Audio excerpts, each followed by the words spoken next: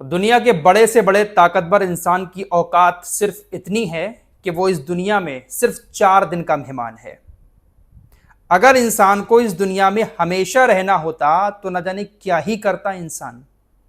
सिर्फ 4 दिन की जिंदगी, उसके बाद मिट्टी में मिल जाना है बड़े बड़े सूरमाओं को। लेकिन इसके बावजूद भी पूरी दुनिया के अंदर कैसी मार काट मची हुई है। कोई किसी जमीन के टुकड़े के लिए बेगुनाह लोगों को मार रहा है, तो कोई अपनी कुर्सी पाने के लिए धार्मिक नफरतें लोगों के दिलों में घोलकर लोगों को लड़वा रहा है। पूरी दुनिया के अंदर यही हाल है। और जीना कितना है? सिर्फ 4 दिन। बड़े बड़े सूरमाओं की सांस निकलते हुए वक्त नहीं लगता है, मिट्टी में मिल जाते हैं। लेकिन इसके बावजूद भी चैन से लोग नहीं बैठ रहे हैं। इस शख्स की ही बात कर लेते हैं। इसकी पूरी बॉडी के अंदर बीमारियां घुसी हुई हैं। न जाने क्या चाहता है ये शख्स, दुनिया की कौन सी दौलत पाना चाहता है कि इतनी सारी बीमारियां जिस्म में घुसी हुई हैं, कब सांस निकल जाए पता नहीं। लेकिन फिर भी बेगुनाह लोगों को ये मार रहा है, सिर्फ जमीन के टुकड़े को पाने के लिए। आज फिर इसको लेकर खबर आ रही है कि अचानक से इसकी तबीयत खराब हो गई और ये घर पर ही अब एडमिट कर दिया गया है। डॉक्टर इसकी देखभाल कर रहे हैं। इसके बहुत सारी ग्लूकोज की बोतल्स वगैरह चलाई जा रही हैं। दरअसल इसकी आंतों में एकदम से सूजन आई, पेट में दर्द हुआ, जिसकी वजह से इसको डिहाइड्रेशन भी हो गया और ये इतना बीमार हो गया कि ऑफिस भी नहीं आ पाया। घर पर ही अब ये आराम कर रहा है। डॉक्टर इसकी देखभाल कर रहे हैं। डॉक्टर ने देखभाल करने के बाद कहा कि इनकी आंतों में बहुत ज्यादा सूजन आ चुकी है। प्रोस्टेट कैंसर का भी इसने अभी ऑपरेशन कराया, हार्निया का भी इसका ऑपरेशन हुआ था और इसको सांस की बीमारी भी है, दिल की बीमारी भी है। 2023 में इसकी दिल की धड़कन रुकने की प्रॉब्लम भी सामने आ चुकी है। तो बहुत सारी बीमारियां इसके जिस्म में भरी हुई हैं। लेकिन इसके बावजूद भी ये गाजा के अंदर अभी भी खून बहा रहा है। अब आप कहेंगे फराज भाई आपको कैसे मालूम है कि इसके अंदर इतनी बीमारियां हैं? दरअसल प्रधानमंत्री की हर साल हेल्थ रिपोर्ट जारी की जाती है, उसमें सारी चीजें सामने आती हैं। अल जजीरा की रिपोर्ट के मुताबिक तकरीबन 100 लोगों की मौत हुई, 92 या 95 लोगों की बात सामने आ रही है। लेकिन इजराइल की तरफ से कहा जा रहा है कि हमने एक आतंकी को मारा और 75 तकरीबन हमास के ठिकानों को तबाह कर दिया। इजरायली सेना ने कहा कि जिस वक्त हम हमास के आतंकी ठिकानों को तबाह कर रहे थे, उसी वक्त गलती से हमारी एक मिसाइल ऐसी जगह पर जाकर गिरी जहां पर फिलिस्तीनी लोगों को खाना बांटा जा रहा था। 30 लोगों की मौत इजराइल ने खुद कबूल की है कि हमारी गलती की वजह से 30 लोगों की मौत हो गई गाजा के अंदर। तो इजराइल लगातार गाजा के अंदर लोगों को मार रहा है। कभी चर्च को उड़ा देता है, कभी पानी का इंतजार कर रहे लोगों को मार देता है, कभी खाने का इंतजार कर रहे लोगों को मार देता है। लेकिन हर बार मारने के बाद यही कहता है कि गलती से वो मिसाइल फायर हो गई और उधर चली गई।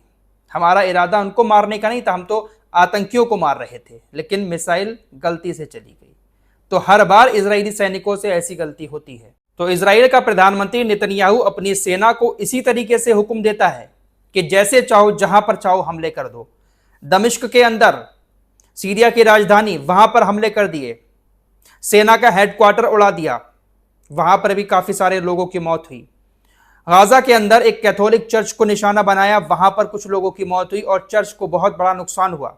अब यूरोपीय देशों के जो नेता हैं, ज्यादातर वो ईसाई हैं। कुछ यूरोपीय देशों के नेताओं ने इस हमले की निंदा की, लेकिन कोई एक्शन इजराइल के ऊपर नहीं ले सकता। फिलहाल इन सारे मामलों को देखते हुए व्हाइट हाउस के एक अधिकारी ने इजराइल के प्रधानमंत्री नेतन्याहू को पागल करार दिया कि वो पागलों की तरह हमले कर रहे हैं। कहा गया कि प्रधानमंत्री बेंजामिन नेतन्याहू एक पागल की तरह काम कर रहे हैं और वो हर टाइम हर चीज पर बस बमबारी करते रहते हैं। व्हाइट हाउस के अधिकारी ने कहा कि इजराइल की तरफ से किए जा रहे इस तरह के हमलों से अमेरिकी राष्ट्रपति ट्रंप जो करने की कोशिश कर रहे हैं उनमें बड़ी रुकावट आ सकती है। मानो नेतन्याहू सब बिगाड़ रहे हैं। डोनाल्ड ट्रंप इस जुगाड़ में लगे हैं कि कैसे भी करके उनको शांति नोबेल प्राइज मिल जाए। शांति नोबेल प्राइज तो तभी मिलेगा जब ट्रंप हर जगह पर शांति करवाएंगे। ट्रंप का खास दोस्त नेतन्याहू जब बमबारी बंद करेगा तभी तो जंग हर जगह रुकेगी। लेकिन नेतन्याहू को ट्रंप भी शायद नहीं रोक पा रहे हैं। फिलहाल अभी कुछ देर पहले इजराइल की सेना ने यमन के हुदैदा इलाके में भी बहुत सारी बमबारी की है। इजराइल के इस रक्षा मंत्री कार्ज ने एक बार फिर से यमन को चेतावनी दे दी है कि वो हथियार डाल दें, सरेंडर कर दें, वरना उनका हश्र भी हम बहुत बुरा करेंगे। अरे ये चेतावनियां तो 10 साल से होती सुन रहे हैं इनकी, और लगातार ये बमबारी भी कर रहे हैं, लेकिन बिगाड़ कुछ नहीं पाए। ये कहते हैं कि हम तेहरान बना देंगे यमन को भी। ये लोग धमकियां तो ऐसे देते हैं जैसे कितने बड़े तुर्रम खां हों। ईरान ने औकात दिखा दी इनकी। ये बस गरीब, बेसहारा और कमजोर लोगों पर ही अपने जोर दिखाते हैं, भूख को हथियार बना रहे हैं। ये क्या कहता है कट्टरपंथी नेता बेन गबीर, हम गाजा पट्टी में 1 ग्राम भी सहायता तब तक नहीं जाने देंगे जब तक वहां के लोग घुटने टेक कर भीख नहीं मांगते। गाजा को जमीन पर गिरा देना चाहिए, निर्दोष लोग जैसी कोई चीज नहीं है। गाजा के अंदर कोई निर्दोष नहीं है। इसका अगर बस चले तो ये आइटम बम मार दे वहां पर। इतने कट्टर लोग हैं ये। नेतन्याहू जब जब इजराइल के प्रधानमंत्री की कुर्सी पर बैठा है तब तब ऐसा ही हुआ है। जो विपक्षी सरकारें थी उनमें इतना खून खराबा नहीं हुआ, लेकिन जब ये बैठा खून खराबा बहुत ज्यादा हुआ। फिलहाल खबर सीरिया से आ रही है। सीरिया के अंदर भी लगातार ये सब हो रहा है। अमेरिका और फ्रांस के दूतावास की तरफ से ऐलान किया गया है कि जो भी अमेरिकी और फ्रांसीसी नागरिक सीरिया के अंदर मौजूद हैं वो जमीन के रास्ते से किसी भी तरह वहां से निकलने की कोशिश करें, क्योंकि फ्लाइट जोन तो बंद है, फ्लाइट तो नहीं उड़ पा रही है वहां, तो जमीनी रास्ते से निकलें, क्योंकि यहां पर हमेशा कुछ ना कुछ हो रहा है। इजराइल का एक बड़ा अधिकारी जिसका नाम बार्थेस था वो आज रफा के अंदर मारा गया।